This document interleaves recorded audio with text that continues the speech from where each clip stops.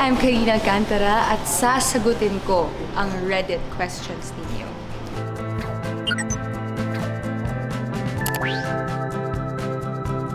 Barbie, Bianca, Julie, Gabby, Belle.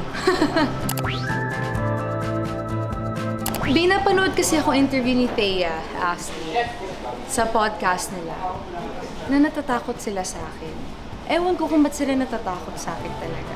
Sabi nga ni Thea, maybe it's the aura. But, ayun, nakakatakot ako. Hindi ho ako nangangagat. Poppies. And sinigang. And rice. Gusto kong makapag-play naman ng isang role na challenge ako physically. Meaning, something sa genre ng action. Baka, sana.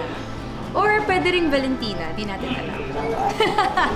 Napakaganda po ng ating hapon dahil ang ating bisita ay isa sa pinakamahusay at isa sa pinakamagandang dilag ng kanyang institusyon. She's one of the stars of Beauty Empire. Naitay Kapuso, please welcome the beautiful Karina Alcantara!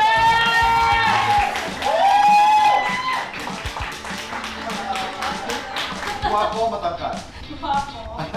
Mestizo. Personality ba? Charot. Mestizo Moreno.